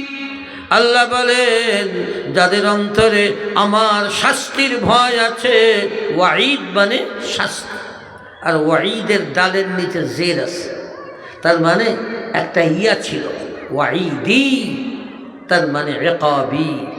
আল্লাহ বলেন, আমার শাস্তির ভয় যার অন্তরে আছে, আল্লাহ বলেন তাদেরকে আপনি ওয়াজ করেন, কারণ যাদের অন্তরে আমি আল্লাহর শাস্তির ভয় নাই, তাদেরকে এই কোরআনের ওয়াজ করে কোনো লাভ নাই। কি বুঝলেন? আল্লাহর শাস্তির ভয়, আল্লাহর ভয় যার অন্তরে আছে, তাদেরকেই কোরআনের উপদেশ কাজে লাগে। যাদের মধ্যে ভয় নাই, আল্লাহ কোরআনে বলেন ইউদিল্লু বিহি কাসীরা ওয়া ইয়াহদি বিহি কাসীরা। আল্লাহ বলেন এই কোরআনের দ্বারা আল্লাহ বহু মানুষকে গুমরাহ করে দেন। কোরআনের দ্বারা আল্লাহ বহু মানুষকে গুমরাহ করে দেন। ইউদিল্লু বিহি কাসীরা ওয়া ইয়াহদি বিহি কাসীরা। আবার বলেন এই কোরআনের দ্বারা আল্লাহ বহু মানুষকে আল্লাহ হিদায়াত দিয়ে দেন। ইউদিল্লু বিহি কাসীরা ওয়া ইয়াহদি বিহি কাসীরা। আল্লাহর নবী সাল্লাল্লাহু আলাইহি ওয়াসাল্লাম বলেন ইন্নাল্লাহা তাবারাকা ওয়া তাআলা ইয়ারফাউ বিহাযাল কিতাবি আকওয়ামা ওয়া ইয়াদউ বিহি আখারিন। আল্লাহর নবী সাল্লাল্লাহু আলাইহি ওয়াসাল্লাম বলেন নিশ্চয়ই আল্লাহ তাআলা এই কোরআনের দ্বারা বহু জাতিকে আল্লাহ অনেক সম্মানিত করেন, অনেক উপরে উঠান। ওয়া ইয়াদউ বিহি আখারিন। আবার এই কোরআনের দ্বারা আল্লাহ বহু জাতিকে অনেক নিচে নামিয়ে দেন, অপমানিত করেন। এর মানে কি জানেন? এর মানে হলো যাদের অন্তরে আল্লাহর ভয় আছে তারা আল্লাহর কোরআনের উপদেশগুলো মানে, ফলে তাদের জন্য হিদায়াতের কারণ হয়, সম্মানের কারণ হয়। আর যাদের মধ্যে আল্লাহর ভয় নেই তারা আল্লাহর কোরআনের বিধানগুলো মানে না, আল্লাহর কোরআনের উপদেশগুলো মানে না, ফলে তাদের জন্য কোরআন গোমরাহির কারণ হয়। বরং আল্লাহর নবী সাল্লাল্লাহু আলাইহি ওয়াসাল্লাম এক হাদিসের মধ্যে বলেন ওয়ামান ইবতাগাল হুদা ফি গায়রিহি আদাল্লাহুল্লাহ। আল্লাহর নবী সাল্লাল্লাহু আলাইহি ওয়াসাল্লাম বলেন যে ব্যক্তি কোরআন বাদ দিয়া ومن ابتغى الهدى في غيره من في غير القرآن قرآن के बाद दिए तर हिदायत तलाश करे, কোরআন কে বাদ দিয়ে তার সফলতা তালাশ করে, শান্তি তালাশ করে, কামিয়াবি তালাশ করে। ও আমার ভাইয়েরা, ভালো করে কান খুলে শুনে রাখো, আল্লাহর নবী সাল্লাল্লাহু আলাইহি ওয়াসাল্লাম বলেন যে ব্যক্তি কোরআনকে বাদ দিয়ে সফলতা তালাশ করে, কামিয়াবি তালাশ করে, শান্তি তালাশ করে, আল্লাহর নবী বলেন আদাল্লাহুল্লাহ, আল্লাহ নিজে তাকে গোমরাহ করে দেন। আল্লাহ নিজে গোমরাহ করে দেন। আচ্ছা বলেন তো, এই কথাগুলো কি খালি আপনার আমার ব্যক্তির জন্য নাকি পরিবারের জন্য আছে, সমাজের জন্য আছে, রাষ্ট্রের জন্য তো নাই, আছে? তো আমরা যদি রাষ্ট্রের মধ্যে শান্তি চাই, সফলতা চাই, কামিয়াবি চাই কোরআনকে বাদ দিয়ে, তাইলে কি পাবো না আল্লাহ নিজে গোমরাহ করে দেবেন? এই হাদিস মিথ্যা হয়ে যাবে, পাবো না। আল্লাহর কসম, যতক্ষণ পর্যন্ত মানুষ কোরআনের দিকে ফিরে না আসবে ব্যক্তি জীবনেও শান্তি পাবে না, পারিবারিক জীবনেও শান্তি পাবে না, সামাজিক জীবনেও শান্তি পাবে না, রাষ্ট্রীয় জীবনেও শান্তি পাবে না। এটা বিশ্বাস করার নাম ঈমান, আর এটা আমলে পরিণত করার নাম নেক আমল। বিশ্বাস না থাকলে সে মুমিন না, সে কাফের। বিশ্বাস থাকার পর কাজ না করতে পারলে সে গুনাহগার। কথা বুঝাইতে পারছি? আমার ভাইরা, আল্লাহর নবী সাল্লাল্লাহু আলাইহি ওয়াসাল্লাম বলেন যে ব্যক্তি কোরআনকে বাদ দিয়া হিদায়াত চায়, যে ব্যক্তি কোরআনকে বাদ দিয়া সফলতা চায়, শান্তি চায়, কোরআনকে বাদ দিয়া সে কামিয়াব হতে চায়, আল্লাহ নিজে তাকে গোমরাহ করে দেন। আদাল্লাহুল্লাহ। ফামান ইয়াহদিহি মিন বা'দিল্লাহ। আল্লাহ কয়, আল্লাহ যদি গোমরাহ করে দেয় তো হিদায়াত দেওয়ার কি আছে? ফামান ইয়াহদি, কে তাকে হিদায়াত দেবে? মিন বা'দিল্লাহ, আল্লাহ যদি তাকে গোমরাহ করে দেয়, দুনিয়ার কেউ নাই হিদায়াত দেওয়ার। আমার ভাইরা, এজন্য আল্লাহ তাআলা বলেন যার অন্তরে আল্লাহর ভয় আছে তার জন্য আল্লাহ চাহি জীবন যাপন করা সহজ ব্যাপার। হুজুর সব তো বুঝলাম, কারণ আল্লাহর ভয় তো অন্তরে ঢোকে না, তাই না? আমার ভাইয়েরা, সংক্ষেপে বলবো, আল্লাহ বলেন আল্লাহর ভয় কাদের অন্তরে পাওয়া যায়। এখান থেকে বোঝা যাবে কি হলে আল্লাহর ভয় ঢোকানো যায়। আল্লাহ এই আয়াতের মধ্যে বলেন ইল্লা আলাল খাশিঈন, যাদের মধ্যে আল্লাহর ভয় আছে তাদের জন্য আল্লাহ চাহি জীবন যাপন করা কোনো কঠিন ব্যাপার না। এরপরে আল্লাহ বলেন তাদের মধ্যে আল্লাহর ভয় পাওয়া যায় আল্লাযীনা ইয়াযুন্নুনা, এই শব্দের অর্থ হলো ইয়াস্তাইকিনুনা। আল্লাযীনা ইয়াযুন্নুনা, তাদের মধ্যে আল্লাহর ভয় পাওয়া যায় যারা বিশ্বাস করে। ইয়াযুন্নুনা ইয়াস্তাইকিনুনা বলেছে, যারা বিশ্বাস করে আন্নাহুম মুলাকু রাব্বিহিম, যাদের অন্তরে বিশ্বাস আছে যে আল্লাহর সঙ্গে মুলাকাত করা লাগবে। ওয়া আন্নাহুম ইলাইহি রাজিউন, আল্লাহ তাআলা বলেন যাদের অন্তরে বিশ্বাস আছে যে আল্লাহর সঙ্গে মুলাকাত করা লাগবে, ওয়া আন্নাহুম ইলাইহি রাজিউন, যাদের অন্তরে বিশ্বাস আছে যে একমাত্র আল্লাহর কাছেই আমাদের ফিরে যাওয়া লাগবে। এই একমাত্র শব্দটা কেন বললাম? কারণ আল্লাহ ইলাইহি শব্দটাকে আগে এনেছেন। ইলাইহি রাজিউন, রাজিউনা ইলাইহি আল্লাহ বলেন নাই, ইলাইহি রাজিউন মানে হলো একমাত্র আল্লাহর কাছেই ফিরে যাওয়া লাগবে, অন্য কোথাও যাওয়ার কোনো সুযোগ নাই। আমার ভাইরা, আল্লাহ বলে যাদের অন্তরে বিশ্বাস আছে যে আল্লাহর সঙ্গে সাক্ষাৎ করা লাগবে। আচ্ছা, আল্লাহর সঙ্গে সাক্ষাৎ করার মানে কি? মানে দুনিয়াতে শব্দের মধ্যে সাক্ষাৎ করবে তাই, নাকি মরার পরে কবরে গিয়া কবরের থেকে উঠে আল্লাহর সামনে যাওয়া লাগবে, আল্লাহর সঙ্গে মোলাকাত করা লাগবে, তার মানে তাই না? আমার ভাইরা, যদি আমি বিশ্বাস করি যে আল্লাহর সঙ্গে আমাকে সাক্ষাৎ করা লাগবে, যেমনটা আল্লাহ সূরা ইয়াসিনের মধ্যে বলেন ওয়া নুফিখা ফিস-সূর, ওয়া নুফিখা ফিস-সূর, শেষবারের মতো যখন সিংহায় ফুঁক দেওয়া হবে, যাকে নাফখাতুল বাআস বলে, ওয়া নুফিখা ফিস-সূর, আল্লাহ বলেন ফাইদা হুম মিনাল আজদাসি ইলা রাব্বিহিম ইয়ানসিলুন, আল্লাহ বলেন শেষবারের মতো সিংহায় ফুঁক দেওয়ার সময় সকলেই কবর থেকে জেগে, মিনাল আজদাস, আজদাস মানে কবর, সকলেই কবর থেকে জেগে ইলা রাব্বিহিম ইয়ানসিলুন,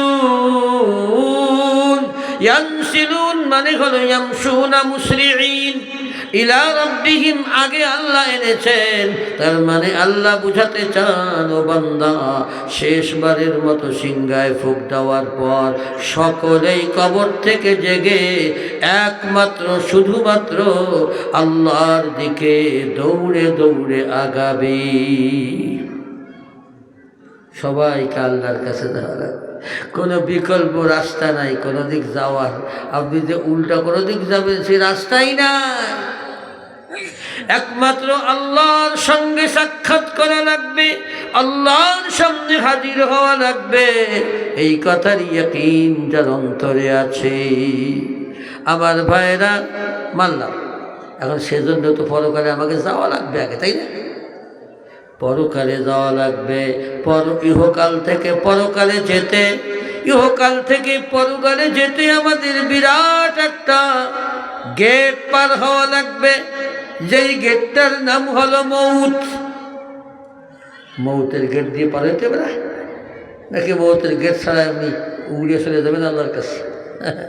মৌতের গেট দিয়ে আমাকে আপনাকে পরকালে যেতে হবে। এজন্য আল্লাহর নবী সাল্লাল্লাহু আলাইহি ওয়াসাল্লাম হাদিসের মধ্যে বলেন, আকসিরু যিকরা হাদিমিল লাযযাতিল মাউত। আল্লাহর নবী বলেন, বেশি বেশি করে ওই মৃত্যুকে স্মরণ করো। আকসিরু যিকরা হাদিম আল-লাযযাতিল মাউত, বেশি বেশি করে ওই মৃত্যুকে স্মরণ করো, যে মৃত্যু তোমার জীবনের সব মজাকে, আশা আকাঙ্ক্ষাকে, পরিকল্পনাকে ভেঙ্গে চুরমার করে দেয়। ওই মৃত্যুকে বেশি বেশি স্মরণ করো। একেবারে শুরু থেকে মৃত্যুকে যত বেশি স্মরণ করা হবে, তত বেশি অন্তর থেকে দুনিয়ার মোহাব্বত কমবে, পরকালের বিশ্বাস অন্তরে পয়দা হবে। এরপরে আমার ভাইরা, প্রথম ঘাঁটি হলো কবর। আখিরাতের প্রথম ঘাঁটি হলো কবর। কবর তো সহজ জায়গা, তাই না? কত মানুষ মাটি খুঁজে তার মধ্যে শুয়ে থাকে। আমার ভাইরা, মনে রাখবেন, কবর বলতে শুধু কবরের ওই গর্তটুকু বোঝায় না। যে যেভাবে যেখানেই মারা যাক না কেন, মৃত্যুর পরেই যেই জগতে রূহটা চলে যায়, ওই জগৎটার নাম হলো কবরের জগৎ, যাকে আরবিতে বলে আলামে বারজাখ। আল্লাহ বলেন, ওয়া মিন ওয়ারাইহিম বারযাখুন ইলা ইয়াউমি ইউবআসুন। আল্লাহ বলেন, তাদের মৃত্যুর পর তাদের সামনে রয়েছে আলামে বারযাখ। এই ওয়ারাইহিম মানে আমামা, মৃত্যুর পর তাদের সামনে রয়েছে আলামে বারযাখ। বারযাখ শব্দের অর্থ কি জানেন? বারযাখ শব্দের অর্থ হলো বাধা। বাধা, এখানে এরকম আমাদের দেখার জন্য একটা বাধা সৃষ্টি করে দিলাম, তাই না? এই বাধা, তো বাধা বলে কবরের জগৎকে নাম কেন রাখা হলো? আমার ভাইরা, বাধা বলে এজন্য নাম রাখা হয়েছে যে আল্লাহ মানুষকে দুনিয়াতে পাঠিয়েছেন লিল আমাল। আল্লাহ তাআলা পাঠিয়েছেন কাজ করার জন্য, বাজার করার জন্য। মনে রাখবে, এই দুনিয়াটা হলো কাজের জায়গা। বলা হয় আদ-দুনিয়া দারুল আমাল ওয়াল আখিরাতু দারুল জাযা। দুনিয়া হলো কাজের জায়গা, আখিরাত হলো প্রতিদানের জায়গা। দুনিয়া হলো কাজের জায়গা, আর আখিরাত হলো প্রতিদানের জায়গা। আমার ভাইরা, দুনিয়া আরাম করার জায়গা না। দুনিয়া থেকে তুমি যা কামাই করে নিয়ে যাবে, সেটাই তুমি আখিরাতে বসে বসে অনন্তকাল তুমি ভোগ করবে। আমার ভাইরা, তো কাজের জায়গা আর প্রতিদানের জায়গা, দুইটার মাঝখানে আলামে বারযাখটা হলো বাধা। কাজ করছি, আল্লাহর কাছ থেকে এখন আমরা প্রতিদান নেব, তার জন্য মাঝখানে আমাদেরকে মৃত্যুর পর আর একটা জগৎ পার হইতে হবে, সেটা হলো আলামে বারযাখ। এজন্য বলা হয়েছে বারযাখ, বাধা। কথা বুঝছেন না আমার ভাইয়েরা? আলামে বারযাখটা হলো, আল্লাহ বলে দিলেন, ওয়া মিন ওয়ারাইহিম বারযাখুন ইলা ইয়াউমি ইউবআসুন। আল্লাহ তাআলা বলেন, আলামে বারযাখটা হলো পুনরায় বান্দাকে আবার জীবিত করা হবে, পুনরায় আবার তার দুনিয়ার ভালো মন্দ কাজের হিসাব নিকাশের জন্য, বিচারের জন্য, প্রতিদান দেওয়ার জন্য আবার জীবিত করা হবে। সেই পর্যন্ত হবে আলামে বারযাখ ইলা ইয়াউমি ইউবআসুন। তাদেরকে পুনরায় জীবিত করা পর্যন্ত হবে এই আলামে বারযাখের সময়। দুনিয়াতেই এত, আপনার বয়স, আমার বয়স 50, 60, 70, 100 বছরই বাঁচে, তার বেশি কি আর মানুষ তেমন বাঁচে? অথচ আলামে বারযাখ কত বড়, যারা আল্লাহ নবীর জামানায় মারা গেছে তারা তো 14-1500 বছর তো ওই আল্লাহ নবীর থেকে আছে না। আর যারা একেবারে আদম আলাইহিস সালামের সময় মারা গেছে তারা তো হাজার হাজার লাখ লাখ বছরই তো ওই কবরের মধ্যে। আর কবর থেকে উঠার পরে বিচারের দিনটা একটা দিন হবে 50,000 বছর। খুব সহজ না? কি কর এইটুকু সময় যায় না? আরে আমার আপনার জীবন 100 বছর ধরে দিলাম, অথচ জানেন তাফসীরে লেখে বান্দা যখন ক্ষুধা লাগবে, ক্ষুধা লাগার পর শুধু খানা খানা করে চিৎকার করবে 1000 বছর। 1000 বছর পরে তাকে খানা দেওয়া হবে। 1000 বছর। এরপরে পিপাসা লাগবে, পানি পানি করে চিৎকার করবে 1000 বছর। 1000 বছর অপেক্ষা করার পর তাকে পানি দেবে। খানা কেমন হবে, পানি কেমন হবে তা আমি এখন বলি নাই। আমার ভাইয়েরা, কেউ জাহান্নামে তো যেতে চাইবে না, যাওয়ার পরে থাকতেও চাইবে না। শেষমেশ আল্লাহর ডাকতে থাকবে, ইয়া মালিক, জাহান্নামের দারোগাকে ডাকতে থাকবে, ওয়ানাদাউ ইয়া মালিক, ও মালিক, ও জাহান্নামের দারোগা মালিক, ডাকতে থাকবে, ডাকবে 1000 বছর। 1000 বছর ডাকার পর বলবে কি চাস? তখন ওই জাহান্নামীরা বলবে, লিয়াকদি আলাইনা রাব্বুক, ও জাহান্নামের দারোগা, তোমার রবকে বলো আমাদেরকে যেন মেরে ফেলে, আমরা আর পারি না, আমাদেরকে যেন মেরে ফেলে। তখন তাদের জবাবে বলা হবে, আলা ইন্নাকুম মাকিসুন, আরে না না, তোরা এই জাহান্নামের মধ্যে অপেক্ষা করতে থাকবি, তোরা এই জাহান্নামের মধ্যে অপেক্ষা করবি। লাকাদ জিনাকুম বিল হক ওয়ালাকিন্না আকসারাকুম লিল হক্কি কারিহুন, তোদের কাছে আমার পক্ষ থেকে দিন হক, সত্য দিন গিয়েছিল, কিন্তু তোদের অধিকাংশকেই সেটা কবুল করে নাই। এখন থাকার মধ্যেই থাকবে না। আল্লাহ, আমার ভাইরা, এই কবরকে স্মরণ করতে হবে, মৃত্যুকে স্মরণ করতে হবে। কবরকে আমি আপনি স্মরণ করি আর না করি, দৈনিক আমার আপনার কবর আমাকে আপনাকে স্মরণ করি। কি স্মরণ করে জানেন? দৈনিক কবর ডেকে ডেকে বলে, ও আল্লাহর বান্দা, আনা বাইতুদ্দুদ, আমি তোর কিড়ামাকুড়ার ঘর, আমি তোর সাপ বিচ্ছুর ঘর। তুমি আমার কাছে আসার জন্য আসতে হলে তুমি সতর্ক হয়ে আসবে। আনা বাইতুল যুলমা, ও বান্দা, আমি তোর অন্ধকার ঘর, আমি তোর অন্ধকার ঘর, আমার মধ্যে কোনো আলো নাই, আলো নিয়ে আয়। আনা বাইতুল যুলমা, আনা বাইতুল ওয়াহদা। এরপরে বলে, ও আল্লাহর বান্দা, আমি তোর একাকীর ঘর, আমি তোর একাকীর ঘর, এখানে কোনো সাথী নাই। আমার ভাইরা, আমি তো একটু আগেই বলেছি, বান্দা যখন দুনিয়া থেকে যায়, তার সঙ্গে শুধু তার আমল যায়।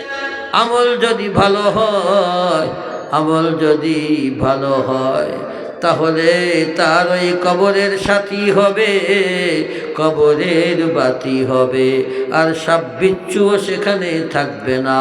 কোনো ফেরেশতাও কেউ তাকে কষ্ট দেওয়ার সুযোগ পাবে না। কারণ আমার আপনার নেক আমল, কোরআন তেলাওয়াত, নামাজ, রোজা, এইগুলিকে আল্লাহ তাআলা পাহারা দেওয়ার জন্য সাথী বানিয়ে আল্লাহ তাদের তার সঙ্গে রেখে দেবে। আমলগুলি তো সুন্দর করি না, কিভাবে আমার দুনিয়াতে ভালো বেশি টাকা পয়সা কামাই করতে পারি, মানে বড় বিল্ডিং করতে পারি, অথচ দেখেন কি বলবো, দুনিয়া কামাই করার ব্যাপারে, জমা করার ব্যাপারে আল্লাহর নবীর একটা হাদিস বলেই আমি শেষ করব। আল্লাহর নবী সাল্লাল্লাহু আলাইহি ওয়াসাল্লাম বলেন, ওয়াল্লাহি মানে আল্লাহর কসম, লা আখশা আলাইকুমুল ফাকর। আল্লাহর নবী বলেন, ও আমার উম্মত, তোমাদের উপরে আমি অভাবের ভয় করি না, তোমাদের উপরে অভাব আসবে, না খেয়ে থাকবে, এই ভয় আমি করি না। ওয়াল্লাহি লা আখশা আলাইকুমুল ফাকর ওয়ালাকিন আখশা আলাইকুম আন তুবসাতাদ দুনিয়া। আমি তোমাদের উপরে ভয় করি যে তোমাদের উপরে ধন সম্পদের প্রাচুর্য তোমাদের উপরে প্রশস্ত করে দেওয়া হবে। কামা বুসিতাত ফী মান ক্বাবলাকুম, যেমন তোমাদের পূর্ববর্তী উম্মতদের উপরে দুনিয়ার ধন সম্পদকে প্রশস্ত করে দেওয়া হয়েছিল। এরপরে আল্লাহর নবী বলেন, ফাতানাফাসুহা, এরপরে তোমরা ওই দুনিয়ার ধন সম্পদ কামাই করার প্রতিযোগিতায় লেগে যাবে। কামা তানাফাসুহা, যেমন তোমাদের পূর্ববর্তী উম্মতেরা ধন সম্পদ কামাই করার প্রতিযোগিতায় লেগে গিয়েছিল। ফাতুহলিকাকুম কামা আহলাকাতহুম, এবং দুনিয়া কামানোর এই প্রতিযোগিতায় তোমাদেরকে ধ্বংস করে দেবে, যেমন তোমাদের পূর্ববর্তী উম্মতদেরকে ধ্বংস করে দেওয়া হয়েছে। কি বোঝা গেল?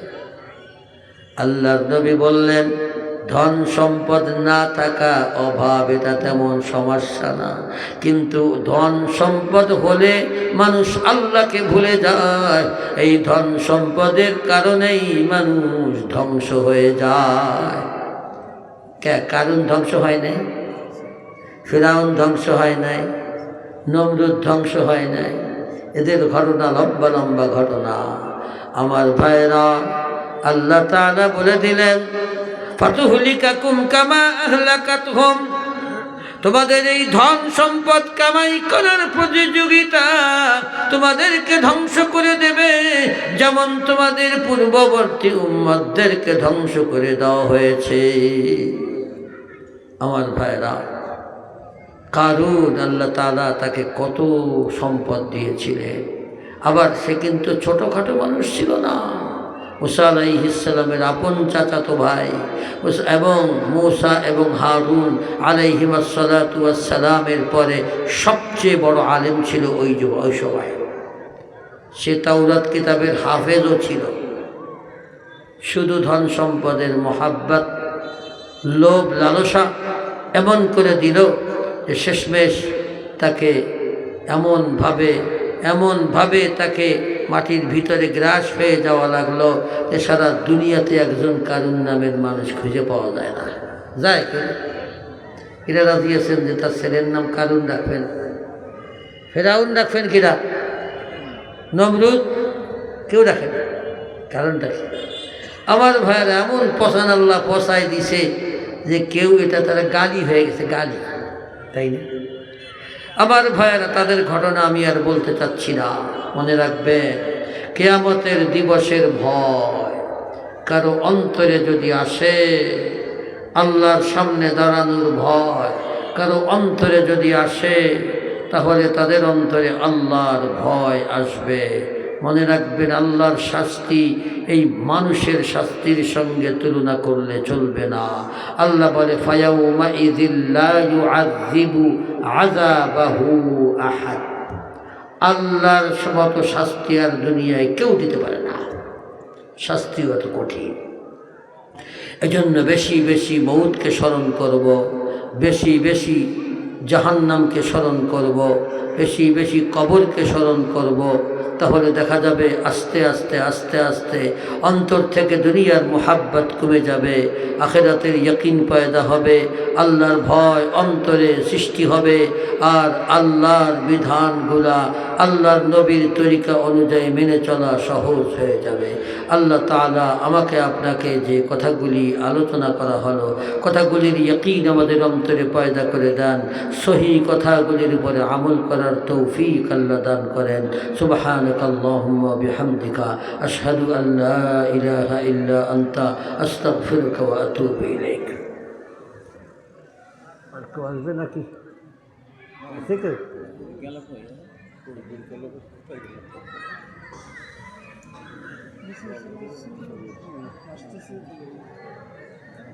কি আসতেছে? ও